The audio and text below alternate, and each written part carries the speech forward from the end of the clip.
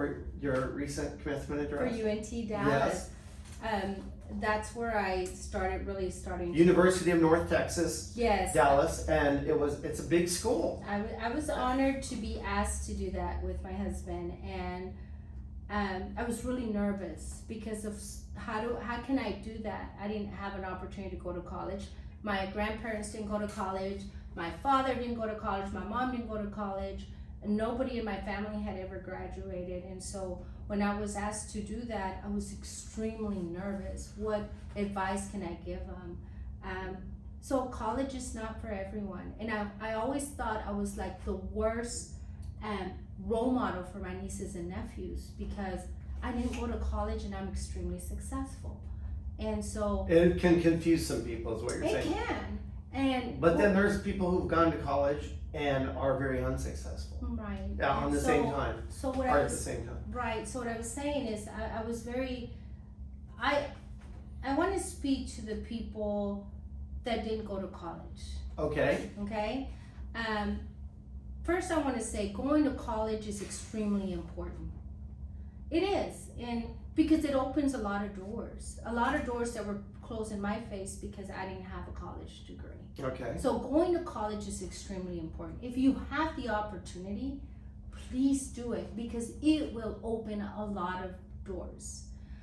I say that I felt like I was the worst example because I didn't have an opportunity to go to college. And I have a lot of nieces. I come from a really big family. Right. And a lot of my nieces and nephews were, Tia, you didn't go to college and look at you. You're extremely successful. Right. And I said, but are you willing to do what I did? Are you willing to work a lot of different hours? Work Saturdays and Sundays. A lot of different businesses. And a lot of different businesses. And not everybody was willing to do that. When I say belly, I have like jalapenos in my stomach. I'm very feisty, I am when I need to be. But you also have a very big heart, I've noticed. I do have a big heart. And I want to give and help and inspire people, but I really want to talk to the people that has not had an opportunity to go to college. If you have not had an opportunity to go to college, then there's a lot of trades out there that Right. you can go into. For the men, plumbing, electrical, and mechanical is out there. A lot of my contractors make a lot of money. Yes. And they started their own business, and I've given them an opportunity from Mario, for example, has worked for me for 25 years probably. Right. And now, I see him from when he first started to where he is today. And then a lot of my electricians and plumbers, first time that they just got out of school, and then I give them an opportunity. So. Well, see, that's one thing. I'm kind of like, there's two different, I think in certain ways, there's been, over the last, I don't know how many years, there's been this thing that says everybody has to go to college. And I don't agree with that, but because I think we need these trades. Right. I mean, look at Dallas. It's hard to even fill the demand. This city is growing. Well, U look Haul at me. I didn't go to college, and look at me. Yes. But I had that commitment and that dedication and that perseverance. Yes. And the belief that I have a very good partner. He's been a partner of mine. He's like my father, Victor, and I learned a lot from him. And he was in the real estate as well. So somebody that I always tell him he's one of my special human beings because he is. And I learned so much from him. So I also like hanging around older people because they had the life experience that I was able to listen and learn. That's good, and that's one reason for this podcast. I want to have people to be able to have some exposure, and but the young people they can go to college, and I agree with that if you have the opportunity. Right. But if you just don't have, if you're not a bookish person, but you're really mechanical, go get. Go to trades. Dallas Community College. UNT Dallas. Yes. There's so much opportunity. Get some licenses. Get some different certifications. Certifications. UNT Dallas. There's just so much opportunity out there. Right. At Dallas Community College. There's just so much out there that do your research. And now that we have computers, when I started, I had a beeper, I still have my first beeper that I ever got, believe it or not. But I've saved it because it was important, that at that time, that was the thing, the fax machines and the beepers. Nowadays, my boys, are more into, they know more about technology than I do. Oh, yeah. They help me sometimes. They help me a lot. I actually work with a couple of your sons, and they're very fine young men. And you're welcome. And we get along great. I feel like I'm part of the family a lot of the time. Thank you. Yes. And but a lot of people are okay. So real estate right now. Let's talk a little bit about current events. Okay. Real estate. I think we're in a very good place in Dallas, Texas. I almost like said, I know we're in a very good place. Yes. People are leaving other states that have become business unfriendly or whatever the reason is, and a lot of the corporations are pouring in here. You bought this office tower. Tell us when you bought it and what the circumstances were. During COVID. Okay. At the very beginning of COVID, you closed on it. Isn't that correct? It was during COVID, and I cannot say it was just me and my husband. We have wonderful investors that have believed in us, and Right. and they believed in the southern sector. Right. And so our investors believed in this project, and we have a very diverse investors, which I'm extremely excited about. There's a lot of people, there's a lot of money out there outside of Highland Park. I know everybody thinks all the money's in Highland Park. Well, let me tell you, that's not the case. There's a lot of money in the southern sector. Yeah. And but no, that took courage to buy to buy this. I mean, when offices were literally closing, right? Everything was closed. I mean, right. This building got down to what percentage occupied? I mean, almost zero. I think it was like I don't know. It's like in 40-something, 50. But I mean, there just weren't even that many people coming in. Well, I mean, but that was national or worldwide, I guess. There was leases done, but a lot of people were not coming in because of COVID. But for us, is when you believe in your city and you're wanting to make an impact. This was like the last puzzle, the last piece of our puzzle of real estate. And I was very good at Monopoly when I was a kid, and I'm really good at Monopoly, but with real money. And I love it.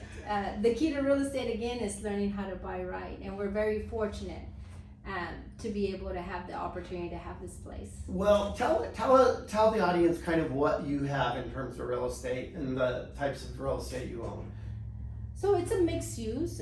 We really have focused more on the mixed use development, which is retail, office uses, personal uses, and a component of residential uses. So it is a mixed use. This tower is all an office use, and people always ask us, what are you going to do? Are you going to do a work live? Are you going to change the tower? I think the tower needs to remain what it is, which is an office tower, because this is the only huge high rise here in the southern sector. Right. And I want to be able to honor that. And right now, we're so lucky and so blessed that our numbers have gone up, and percentage-wise, very much so. Very big difference, but really just getting over, just fixing up everything that this building needed on the mechanical side, right. Which is extremely important. And then now we're going to start beautifying the outside of it, right, and making a difference. Well, I mean, offices. We're looking at downtown in the view. It's beautiful. It's beautiful, but it's kind of hard. It can be kind of hard to office out of downtown because of parking and other challenges. We're not quite in downtown here, and therefore the parking is easier, access is easier. And then with the deck park that's coming. Oh, tell us about the deck. And okay, so we are in Dallas, Texas, and I'm looking at a trolley car right there. So cute. Or trolley bus. We're at I-35. and I guess it would be Zhang or there's Zhang, there's I-35, there's Jefferson around here. But tell us about, well, we already have, it's Clyde Warren, right? Right, Okay, so this is the deck park. It'll be 5 acres. The first phase of it will be completed in 2024. It's about $171 million, the first phase. Can you just imagine a park with a purpose, that there's six schools that surround this park. You have the Dallas Zoo. You mean that are gonna come in? No, that are there now. Oh, that are there, okay. And I know we have the zoo here. The zoo, but also to have a flex building, for that building to be able to change uses for whatever it's needed, like educational coming in, music, an amphitheater, to be able to have food trucks. I think it's just gonna, it's just gonna unify all of us, north and south together, working together, no division. And I'm excited about that, because I think that we need to be united. It'll be over the highway? It is. Okay, so can you explain that, how that's gonna work? Because most people don't understand that. So I wish we were on the 15th floor, and then we could actually show them. Maybe you can invite me back. Oh, we will. For the second podcast. If I could be so honored. You're sweet. On the contrary, but I'd like to actually even show plans of what the deck park's gonna be, and I'm just very excited about that. We have one called Clyde Warren Park, and Yes. it's further north, and it's an awesome place, and it's beautiful. It's a park above a highway. Above a highway. Exactly. There's a highway running right under it. That's but right. rather than just have that, they built a park over it. Right. And it's a beautiful way to bring People together. kind of like Central Park does in New York City. Correct. It's a reprieve from the buildings and the commerce and everything like that. And so we're lucky to have that, and it's going to go in right next door to this building. So really close. Yeah, really close. We're excited. A stone's throw almost. That's right. And so working in Dallas but now you don't just work in Dallas. You've worked in other cities doing redevelopment. Can you please explain to the audience what redevelopment is? So what we have a passion for is taking old buildings that nobody wants, that have been vacant for such a long time, and we bring them back to life. We take a 10,000 square feet building or a 5,000 square feet building, we divide it up to 1,000 square feet each, and give an opportunity for the small business owner to get started. And in smaller towns. in smaller, yes. So you've also done it here in We Dallas, did it here in Bishop Arts. In Bishop Arts, and so we did it in Waxahachie, and which is about 30 miles south of Dallas. that's correct. And I will tell you that working there was a learning experience. It's so impressive what you all have done down there. Thank you. But I will tell you that it was very hard. Every municipality you work for or at, they have different rules and different ordinance. Historical boards. Yes, and there's a lot of people down there that don't look like me. So it was not easy. But I'm very hard-headed. My mom says that I'm very stubborn. I am very stubborn, and it was very difficult for me working down there, and the experience I had to go through just dealing with that city. But you have now retail stores down there. So I do have retail stores. I do have lofts. The Rogers Hotel, it was a building that was vacant for a long time. It was built in 1912.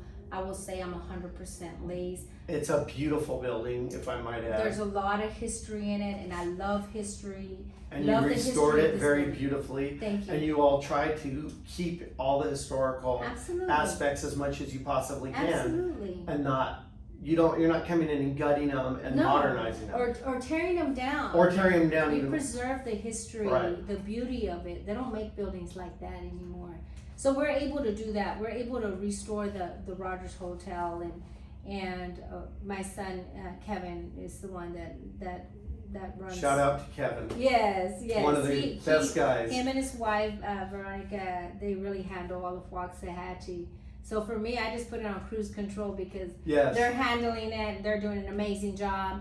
And so we did go through trials and tribulations, but I want to also say to the city of Waxahachie, thank you for teaching me. Yes. It made me stronger.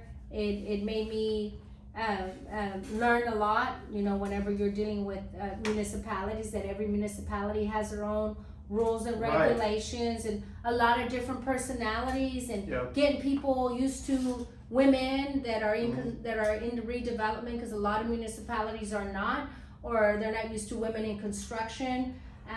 Well, So it's been a lot. Absolutely. I mean, I've won a couple of awards for redevelopment in Florida, and now it wasn't a racial or a gender thing, but if you weren't from that town, you're an outsider. And I found that out. But at the same time, I mean, I joked around with a former mayor there. I became friends with him, and he was actually from Alabama, and he said, Robert, I've been here for 40 years and I'm still looked at as an outsider. But Well, you know what? that's how they it's look at you in many that's- of these smaller towns. Right. You're an outsider. But one of the messages I will have to say that I never quit and I never give up. Right. And make me mad so I can buy more property. Yes. Because you're never gonna get rid of me, ever. The more you get me upset, the more that something inside me just makes me want to buy even more. And Yes. I'm blessed to own a lot of Waxahachie and Ennis. I've had a wonderful experience there, just learning from what I learned from Waxahachie, now going to Ennis and starting to redevelop that and getting some buildings redeveloped. A lot of beautiful buildings. They have a great grid, beautiful buildings, and we acquired with partnerships probably about 9 buildings, and we're excited about that project. And then Cedar Hill that we also are going to, and we start construction this year, and hopefully in Cedar Hill is now, where is that located? so Cedar Hill from Dallas is about 15 minutes Okay. from here, and it's a wonder. It's Like very southwest, right? yes, and it's beautiful there as well, and it's creating a downtown for them because they don't have much of a downtown, and that municipality has been wonderful, and I've been able to just work with them in the economic development and the city manager and the mayor, and I have just learned. I took my concept from Bishop Arts, and Waxahachie was the first one that I went into, and I've just gone from there. But I learned from them, so I'm also grateful. I don't want it to seem like there's sour grapes here. Listen, No. there isn't at all. And was it's a a mixed, learning. mixed use And it in is a Cedar mixed use Hills. So development. and for the people, what that means, if you don't already know, it means commercial, residential, restaurants, retail. And also, yes, and also I'm doing a tiny home concept. It'll be my first tiny home concept. Tell us for about Live. that. I for some reason, I love that idea. About that. The tiny home concept for me is something I've been wanting to do for quite some time, and I'm so grateful to have that opportunity to do that in Cedar Hill. So it's work, live. You have one rent. You live on the second floor. So they're going to be 2-story tiny homes. Yes, And you'll live on the top and you'll work on the bottom. that's correct. So, and how many square feet will these be? So they will vary from sizes. Right. Anywhere from like 800 and 900 square feet to. On the bottom? Yes. Or yes. or on each floor. Yes. Okay. And so not on each floor. So I think they're like 800 square feet together. Okay. That's why you're calling them a tiny home. That's why they're tiny homes. But a tiny home and then a tiny retail store. yes. And that's an awesome idea if you have a tiny business you're trying to Right, start. and for me, it's just giving an opportunity for the small business owner that is just getting started, Right. and they have only one bill to pay, not 2. Right. And Oh, true. and I wanted to do that because when I first started, it was very difficult when I first started, and I have a different perspective because I've also been a tenant. I've not always been a landlord. Right. So I have a different perspective. Right. I know what it is to be a tenant. Amanda, I don't want to go too far, but can you share with us your first bank loan? Well, I know I'm putting you. See the you know too much. The unfair. Yes, that's the unfair advantage I have with Amanda as opposed to other guests. Is I probably do know too much. You do. You know a lot about her. Yes. You know, banks didn't give me an opportunity when I first started off, and it was very difficult for a bank to loan money to somebody that's just starting off, and because of my age as well, it was. You were young. You were Hispanic. I was young. I was dumb. I didn't know what I was Female. doing. You were just starting out. And yes. so tell us so what happened. It was difficult dealing with the bank, but Well, what did you need a bank for? Why did you go to them? Well, I went there because I had bought a property there in Bishop Arts. Okay. From a gentleman that he owner finance. Okay. And it took me like 5 years to redevelop that. And once I redeveloped it and I divided it all up and I started leasing, he saw what I did because it was all boarded up before I did that. Okay. And so every time he would come and collect rent from me, he would say, you know, Amanda, that if you write me an NSF check, I could take this building back away from you. I could foreclose on you. And I believe he told you how fast he could do it too. Yes, and I just started really losing sleep because it took me such a long time because a bank would let me borrow money at the time. And so it just did one by one. I mean, it just took a lot longer than normal. Right.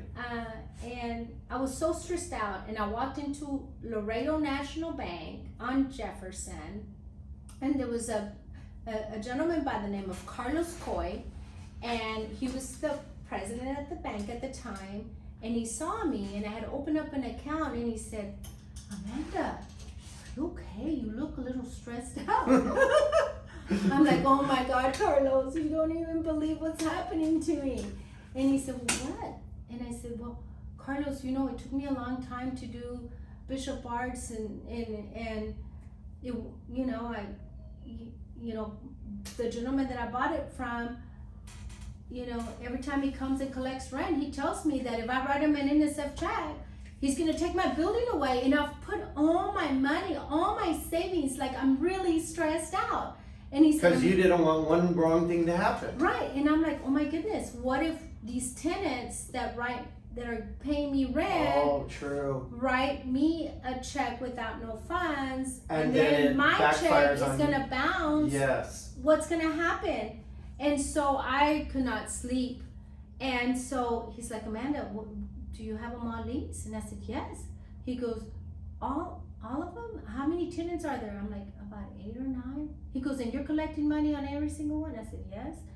He goes, well, Amanda, bring me the information. I'll do the loan. I said, Carlos, get out. ¿De veras? You're going to do the loan? ¿Me vas a prestar dinero? Like, you can let me borrow money? He said, yes. Well, I mean, I just had given up. And I gave him all the leases. And guess what? God bless him. He let me borrow the money, and at that time it was $750,000. He sold it to me for but you know what? I was as long as I was able to work, I was like, it doesn't matter. I'll be able to pay this, right? Because of all the rents. He let me borrow the money. That was my first loan with Carlos Coy, and now I understand how banks work. I was and now you're sitting on a bank board. Yes. You're on the other side of the desk. Yes, I am. I will tell you that. Tell us a little bit about that. I just want to thank Texas Brand Bank that gave me and saw in me the importance of having somebody that they gave me an opportunity to be able to be on a board bank, which is extremely important because, you know, it's important whenever you're on a board, a bank board, that you are approving or disapproving these loans, that you know the area. So many bankers so many banks in the southern sector have board members that have never been in the southern sector, or that they don't even understand whether it's in a planned development area, Right. whether there's TIF, whether there's a PID. They don't understand whether there's a planned development area, what's happening, and they're so quick to say no when you don't know exactly what the area is up and coming. So Texas Brand Bank that just merged with Harmony, which we're excited about because we'll be able to loan more money in the southern sector. They've appointed me to this board, and I'm just so glad to be on a board to bring a different perspective as a business owner, Right. as a resident, a long-term business owner in the southern sector. And the local knowledge is so valuable to them. Absolutely. You know what my dad said? Knowledge is poder, power. And I'm sure everybody says that, right? Well, but it is. It is. Now, Amanda, after this podcast, there's probably going to be cities all over the country saying, Amanda, please come and help us with our downtown. What are you going to do if that happens?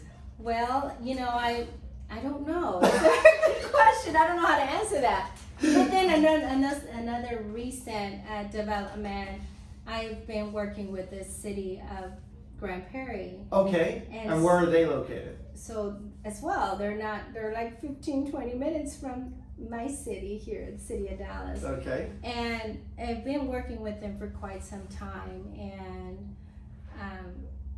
my mother would always ask me, Amanda, why is it that you go to other municipalities and redevelop, and why don't you do anything here? My mother loves Grand Prairie. Oh my goodness. Okay.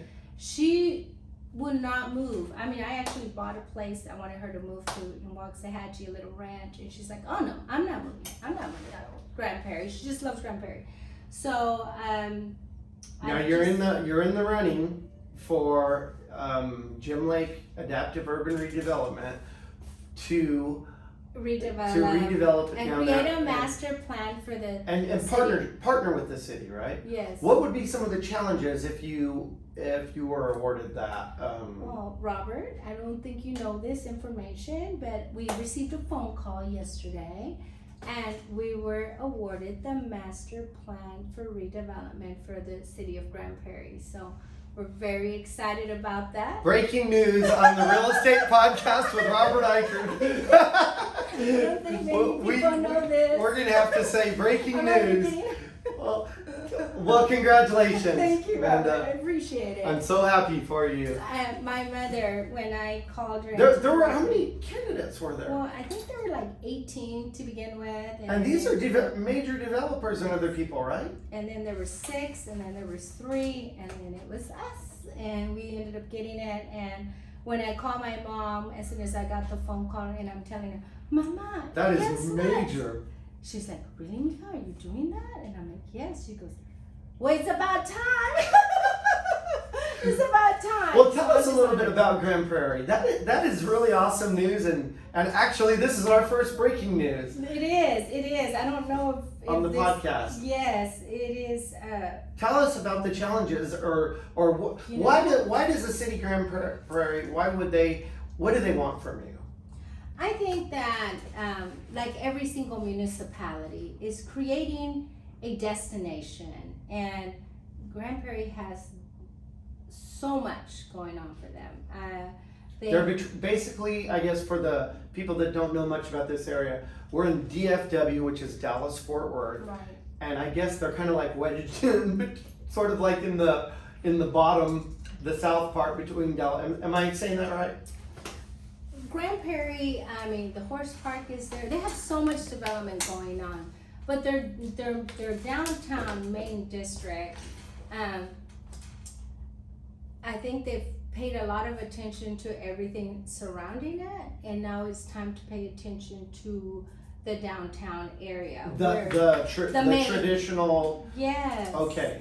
To make. Where there's older buildings there now. There's older buildings and that need to be redeveloped to be able to have a mixed-use development, to have a viable area.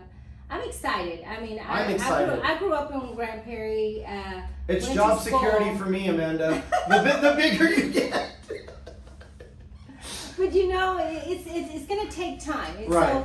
So really, for me, there are obstacles. I mean, for me, I just say this. I'm looking forward to working with them.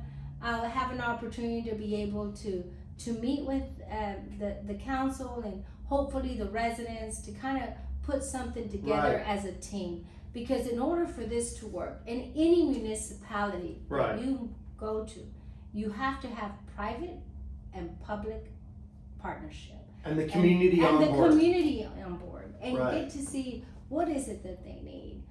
How do we make this pedestrian friendly? How do we make this viable? Right. How do we Well- create a destination that families can come to and Right. really enjoy being there? So they need an injection of life and energy and enthusiasm, which you have in abundance. Thank you, And- Robert. I but- appreciate it. But one thing, I'm just gonna say one last thing and let you comment. Okay, we could drive to another city. We Okay. could drive to Austin. We could drive to Houston. We could eat I'm not gonna pick on any particular, let's just say a chain restaurant. Okay. Applebee's, Chili's, whatever it is. Okay? How exciting is that? I'm not bashing those restaurants. I love those restaurants. But Okay. when you can go to Dallas, Texas, and you can go to Bishop Arts, I guess can you help me express what I'm So- trying to say? Yes, so Jim and I, really don't deal with nationals. And I mean, absolutely no disrespect, but we really focus on the small mom and pop Okay. restaurants. And the people Or that are going to restaurants. be there. Yes, the key, if you're a restaurateur, the key to that restaurant is that you got to be there. Right. You can't be, this is not being a hobbyist. And with Bishop Arts, Right.